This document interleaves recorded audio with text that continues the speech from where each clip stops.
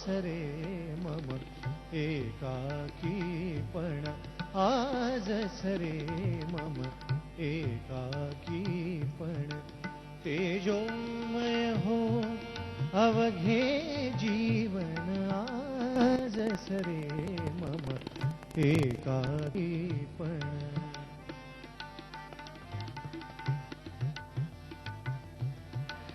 उजळित फुलवित चराचराला हृदयी रविराज उदेला हृदयी रविराज उदेला श्रांत विकलया मम जीवाला श्रांत विकलया मम जीवाला तेजतयाचे दे संजीवन आज सरे मम एकाकीपण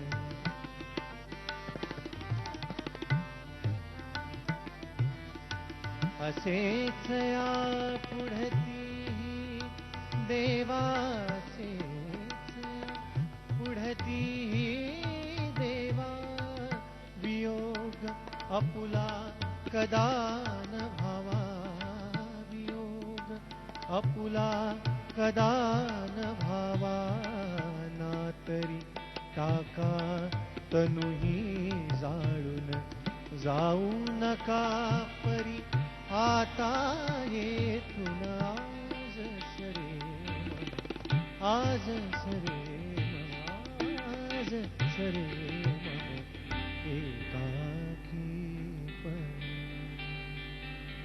वा, शांताबाईंच्या या शब्दांवर असे सूर समोर यावेत आणि दिवाळीची पहाट व्हावी यासारखं दुसरं भाग्य ते कुठलं. आयुष्यावर बोलू काही असं म्हणता म्हणता गेले दशकभर ज्यांच्याकडं आम्ही आमच्या आयुष्याचा ताबा सोपवलेला होता असा एक कवी आणि एक गायक संगीतकार यांच्याशी आपण आज या दिवाळीच्या पहाटे शब्दसुरांची मैफिल जागवणार आहोत. स्वागत करूया संगीतकार गायक डॉक्टर सलील कुलकर्णी यांचं. सलील, स्वागत. आणि अर्थातच अवघ्या तरुणाईचे लाडके कवी संदीप खरे. संदीप, स्वागत. या शब्दसुरांच्या मैफिलीत त्यांच्याबरोबर साथ करणार आहेत आदित्य आठले. तबल्यावर आदित्य, आपलं स्वागत. आणि गिटारवर असतील रितेश ओहोळ. रितेशजी, आपलंही स्वागत. या संपूर्ण मैफिलीत काय असणार आहे तर अर्थातच संदीपच्या कविता आहेत, सलीलची गाणी आहेत, संगीत आहे. त्याहीपेक्षा सुद्धा त्यांना दिसलेली माणसं, त्यांची नाती, उलगडत गेलेलं 10 वर्षाचं आयुष्य, कळत गेलेलं संगीत आणि त्याहीपेक्षा सुद्धा त्यातून सापडलेलं जीवनाचं तत्वज्ञान, या सगळ्यावर आपण आज मुक्त संवाद साधणार आहोत. सलील, संदीप, पुन्हा आपलं स्वागत. एक गेले 10 वर्ष मी तुम्हाला एकत्र पाहतोय. तुमचे कार्यक्रम अतिशय लोकप्रिय आहेत. काही मी इथे ऐकलेत, काही परदेशातही ऐकलेले आहेत. मला तुम्ही सांगा, आज या क्षणाला 10 वर्ष तुमच्या या सगळ्या उपक्रमाला झाल्यानंतर पहिल्या मैफिलीची काय आठवण तुमच्याकडे आता आहे? अधिक तर सगळ्यांना, तुम्हाला आणि आपल्या सगळ्या रसिकांना आमच्या सगळ्यांकडनं दिवाळीच्या शुभेच्छा देतो. आणि पहिल्या मैफिलीला आम्ही खरं तर इतकेच काय ज्याला म्हणतो असे नवलाईचा जो एक मूड असतो की आता आपण काय आज सादर करू, ती उत्सुकता पहिल्या मैफिलीमध्ये होती आणि आजही तशीच आहे. तो रसिकांचा जो सहवास पहिल्या मैफिलीला लाभला तो हाऊसफुल होता, जो आजपर्यंत तसाच आहे. तर ही ओळ मला रसिकांसाठी गावीशी वाटली की वियोग आपुला कदा न व्हावा, कारण ते जेव्हा ऐकतात तेव्हा अजून अजून गावंसं वाटतं. पहिल्या मैफिलीची गंमत मला आठवते की आमच्या घरचीच मंडळी बाहेर तिकीट विक्रीला, कारण आम्ही अगदी एक सहज कार्यक्रम करायचा म्हणून करून बघितलं की तेव्हा आपण 10 वर्ष अशा प्रकारचे कार्यक्रम करू, आपल्याला अशा प्रकारची प्रसिद्धी मिळेल, देशाविदेशात आपल्या मैफिली होतील, लोकांना आपण इतके आवडू, याची सुतराम कल्पना नव्हती. खूपच अनपेक्षित होता प्रवास सगळाच. पण एक मात्र जसं सलीलने मगाशी उल्लेख केला तसं की त्यातली सांगण्यासारखी एक गंमत म्हणजे इतकं कॅज्युअल होतो आम्ही त्यावेळेला सुद्धा की SM जोशी म्हणून एक सभागृह आहे पुण्यामध्ये, तिथे आम्ही कार्यक्रम केला आणि तो हाऊसफुल झाला. आणि बाहेर तिकीट विक्रीसाठी सलीलची बायको अंजली आणि माझी बायको सोनिया अशा दोघांनी बसल्या होत्या. इतकं ते आमच्या डोक्यामध्ये सगळं घरगुती होतं बेसिकली. आणि सगळाच तो नवलाईचा कार्यक्रम जसं सलीलनी शब्द वापरला तसा की मी काय सादर करणार मला माहिती नाही, तो काय सादर करणार त्याला माहिती नाही, जे आजही तुम्हाला माहित जे नसतं, आजही मला माहिती नसतं काय होईल पुढे. जे आहे ते सगळं उत्स्फूर्त आहे. प्रत्येक मॅच वेगळी असं आहे आमचं. वा. नाही, गंमत अशी असते ना की आपण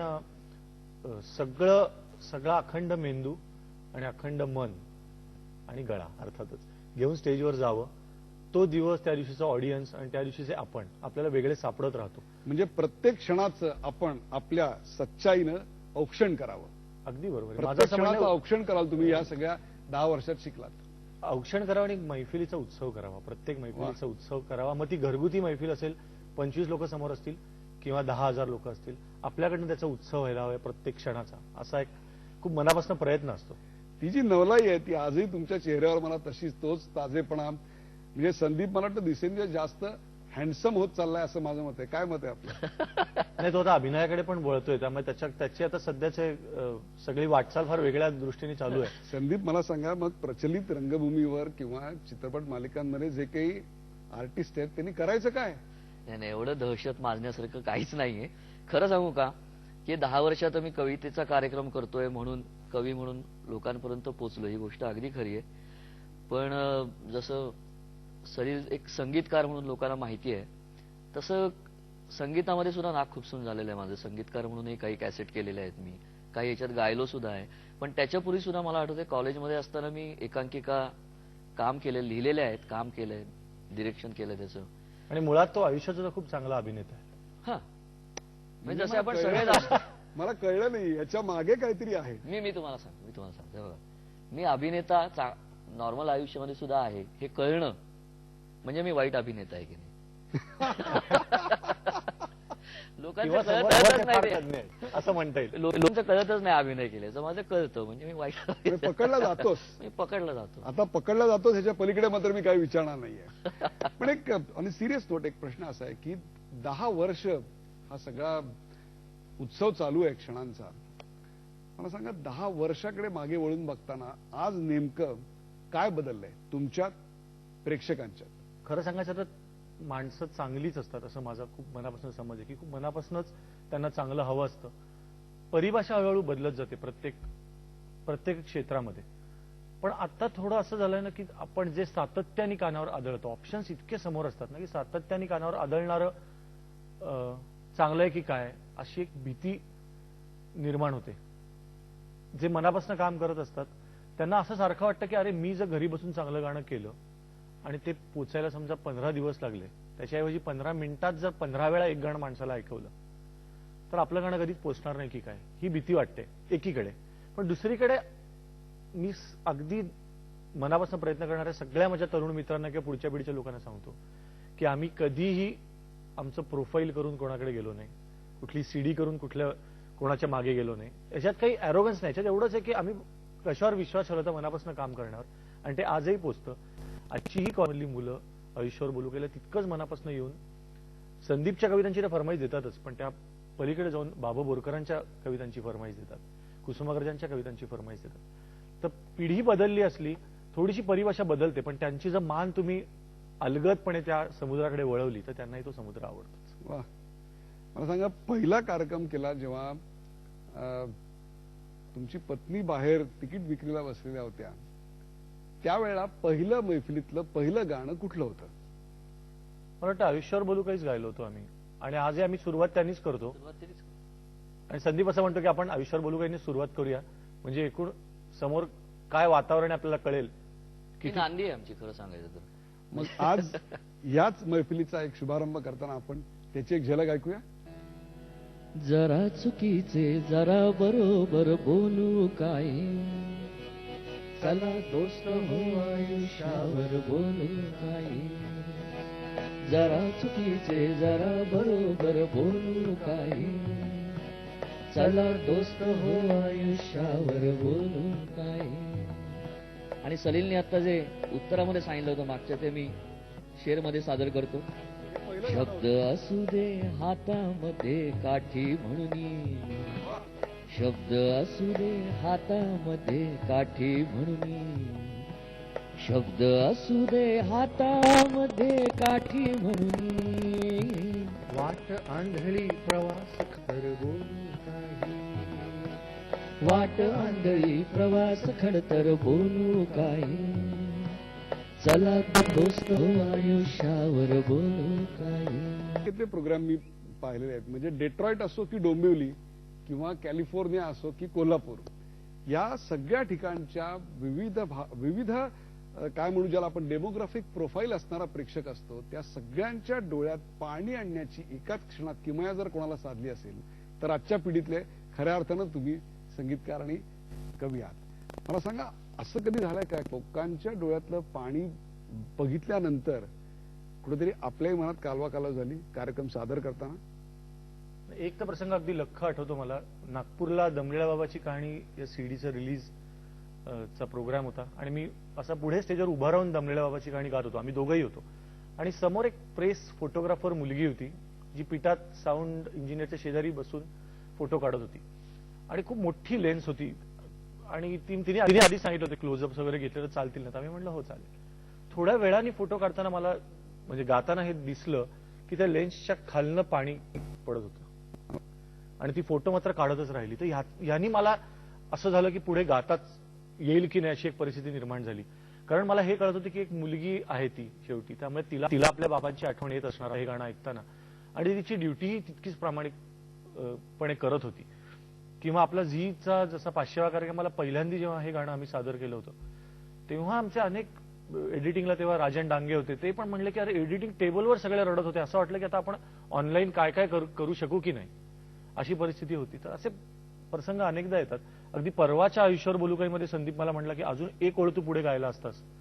संधी प्रकाशात मी गाणं गात होतो तर माझं काही खरं नव्हतं, बरं झालं वेळेवर पडदा पडला असं तो कार्यक्रम झाल्या मला म्हटलं. क्या बात आहे. तर शेवटी मला असं वाटतं आपण कोरडं राहून दुसऱ्याच्या डोळ्यात पाणी नाही येऊ शकत. वा, अशी एकमेकाला दाद तुम्ही नेहमी देत असता कार्यक्रमात. हा, म्हणजे अशा जाहीर कार्यक्रमात आम्ही फार तोंडावरती कौतुक करत नाही एकमेकांचं. अगदी खरं सांगायचं हा पुणेरी स्वभाव का? नाही हा तसं पुणेरी नाही. स्वभाव? नाही होतं काय सांगतो की ते अगोदरच लोकांना असं वाटत असतं की अरे हा याच्याच कविता करतो किंवा मग बोरकर कुसुमाग्रज यांच्याच करतो किंवा मी गाणं देताना खूप सिलेक्टिव्ह असतो. कारण मला ते पटकन असं वाटत नाही की चला मग 10 गाणी आजच्या दिवसात लिहून टाकावीत, याला 1 द्यावं, याला 2 द्यावीत, याला 3 द्यावी, असं होत नाही. पण खूप कमी जणांशी आपलं ट्युनिंग जुळतं आणि ते मला असं वाटतं की ठीक आहे ते लोकांपर्यंत पोहोचलंच पाहिजे असं काही नाही दरवेळेला की आम्ही किती एकमेकांच्या ट्युनिंग आहे वगैरे. पण स्टेज ही अशी गोष्ट आहे ना की ज्या वेळेला तुम्ही असे बसता आणि समजा यांनी परवाचा किस्सा सांगितला, तो आता गातोय संदीप प्रकाशात ना, तर तो सलील नसतो मी संदीप नसतो, तो एक गाणारा असतो मी एक ऐकणारा असतो. मग तिथे सगळी इनिबिशन्स असणे ती गळून पडतात तुमची. मग त्यावेळेला हे सगळं काही डोक्यामध्ये नसतं की आता आपण कसं एवढं कौतुक करायचं याचं, आपण एकत्र कार्यक्रम करतो लोक काय म्हणतील वगैरे, ते खटकन निघूनच जातं. त्यावेळेला तुम्ही थांबूच नाही संपूर्ण शकत. या सगळ्या ह्याच्यामध्ये उत्स्फूर्तता, सच्चेपणा आणि त्याहीपेक्षा सुद्धा जे आजूबाजूला अनुभवतो ते त्याच उत्कटतेनं समोर द्यायची क्षमता, हे एक वैशिष्ट्य म्हणता येईल संपूर्ण या 10 वर्षाच्या प्रवासाचं. पण ते तसंच आहे असं मला वाटतं, कारण तोच त्याचा आत्मा आहे या कार्यक्रमाचा. म्हणजे याचं जर का एखादं स्क्रिप्ट केलं असतं आम्ही तर ती उत्स्फूर्तताच राहिली नसती. बेसिक मुळात सांगतो काय की माझा स्वभाव पटकन कंटाळण्याचा आहे, त्याचाही तसाच आहे, पटकन कंटाळा येतो. त्यामुळे आम्ही जर का तेच करत राहिलो असतो तर कदाचित पहिल्या वर्षभरातच कार्यक्रम थांबवला असता. देवाच्या दयेने नवीन सुचत राहिलं, नवीन काम होत राहिलं की सुरुवातीच्या कार्यक्रमामध्ये वन्स मोर ज्या गाण्याने यायचे त्याची संख्या आणि नंतरची यायला लागलेली संख्या ही इतकी वाढली की वन्स मोर घ्यायचे म्हणले असते तर केवळ निम्मीच गाणी सादर करू शकलो असतो. नवीन गाणी सादर नसती करता, नवीन झालीच नसती. आता लेटेस्ट परवा केलेलं गाणं आपण ऐकूया. 20 दिवसापूर्वी एका लग्नाची तिसरी गोष्टचं टायटल सॉन्ग करायचं होतं आणि खरं तर कलाकाराच्या क्रिएटिव्ह आर्टिस्टच्या आयुष्यात तर ना कामाचा वेळ आणि मजेचा वेळ असं वेगळा होऊच शकत. मजेच्या वेळात पण काम करतो आपण आणि कामाच्या वेळेची पण मजा येते असं असतं. तर आम्ही ट्रिपला गेलो होतो सगळेच, आम्ही आयुष्यावर बोलू कायची टीम, आणि तिथे मी संदीपला ही चाल सतत ऐकवत होतो आणि सांगत होतो की याच्यावरही आपल्याला टायटल सॉन्ग द्यायचं आहे. आणि खूप छान वाटतं की आता ते अनेकांच्या तोंडी आहे गाणं.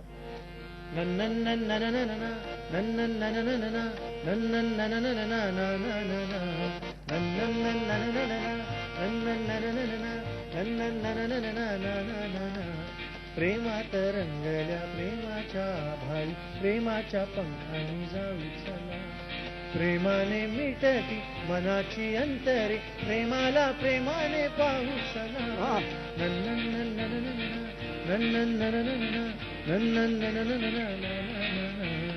मनाशी बोलत जगाला जोडते प्रेमाने जागते प्रेम नवे प्रेमाच्या कुटीत नात्याचे गुपित प्रेमाला ठाऊक प्रेम हवे प्रेमाच्या देशात प्रेमाच्या भाषेत प्रेमाच्या सुरात बोलू चला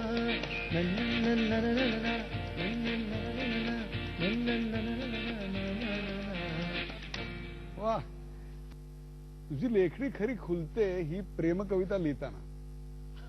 आता त्यांनी लेटेस्ट चाल ऐकवली, आता तुझ्याकडून लेटेस्ट प्रेम कविता ऐकायलाच हवी.